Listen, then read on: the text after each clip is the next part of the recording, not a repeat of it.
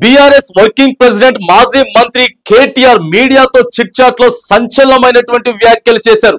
మేము అధికారంలోకి వచ్చిన తర్వాత ఎంఐఎం కు మా సత్తా ఏంటో చూపిస్తామని, 10 ఏళ్లు మేము అధికారంలో ఉన్నప్పుడు అక్బరుద్దీన్ ఓవైసీ అలగడం, అలిగి ఏదో ఒక పని చేయించుకోవడం ఆయనకి అలవాటైపోయిందని, అక్బరుద్దీన్ తీరును మేమంతా కూడా గమనించామని కీలకంగా ఆయన చిట్ చాట్ ద్వారా తెలియజేస్తా ఉన్నాడు. మేము 10 ఏళ్ళు అధికారంలో ఉన్నప్పుడు ఏదో ఒక పని తీసుకురావడం, దాన్ని కొద్దిగా పెండింగ్ అయితే అలగడం, ఆ తర్వాత పని చేయించుకోవడం, ఇది శరా మామూలు అయిపోయిందని.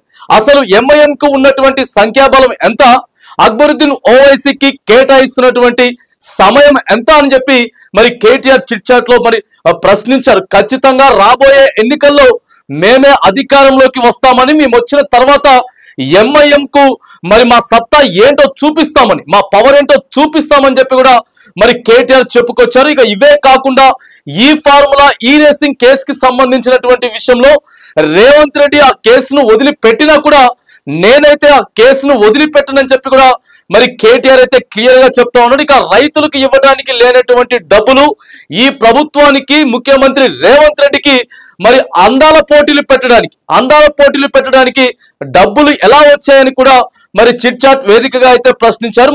ఎంఐఎం పై కేటీఆర్ తీరు ఆ ప్రశ్నించడంపై, ఆ తర్వాత మేము అధికారంలోకి వచ్చిన తర్వాత మా పవర్ ఏంటో ఎంఐఎం కు, తర్వాత అక్బరుద్దీన్ కి చూపిస్తామని అనడంపై ఎటువంటి సందర్భాలు ఉన్నాయి, తర్వాత దీన్ని ప్రస్తుతం ఇదే సోషల్ మీడియా అంతా కూడా కేటీఆర్ చేసినటువంటి కీలక వ్యాఖ్యలపై ప్రస్తుతం చర్చ జరుగుతా ఉంది.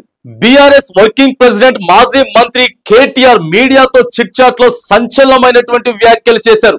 మేము అధికారంలోకి వచ్చిన తర్వాత ఎంఐఎం కు మా సత్తా ఏంటో చూపిస్తామని, 10 ఏళ్లు మేము అధికారంలో ఉన్నప్పుడు అక్బరుద్దీన్ ఓవైసీ అలగడం, అలిగి ఏదో ఒక పని చేయించుకోవడం ఆయనకి అలవాటైపోయిందని, అక్బరుద్దీన్ తీరును మేమంతా కూడా గమనించామని కీలకంగా ఆయన చిట్ చాట్ ద్వారా తెలియజేస్తా ఉన్నాడు. మేము 10 ఏళ్ళు అధికారంలో ఉన్నప్పుడు ఏదో ఒక పని తీసుకురావడం, దాన్ని కొద్దిగా పెండింగ్ అయితే అలగడం, ఆ తర్వాత పని చేయించుకోవడం, ఇది శరా మామూలు అయిపోయిందని.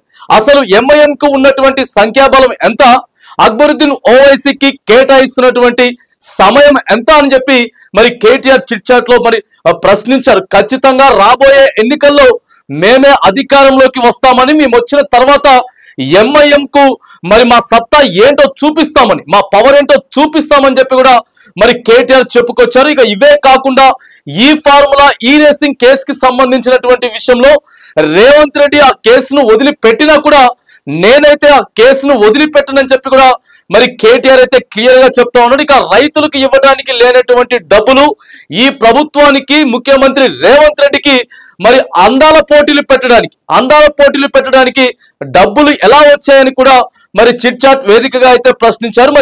ఎంఐఎం పై కేటీఆర్ తీరు ఆ ప్రశ్నించడంపై, ఆ తర్వాత మేము అధికారంలోకి వచ్చిన తర్వాత మా పవర్ ఏంటో ఎంఐఎం కు, తర్వాత అక్బరుద్దీన్ కి చూపిస్తామని అనడంపై ఎటువంటి సందర్భాలు ఉన్నాయి, తర్వాత దీన్ని ప్రస్తుతం ఇదే సోషల్ మీడియా అంతా కూడా కేటీఆర్ చేసినటువంటి కీలక వ్యాఖ్యలపై ప్రస్తుతం చర్చ జరుగుతా ఉంది.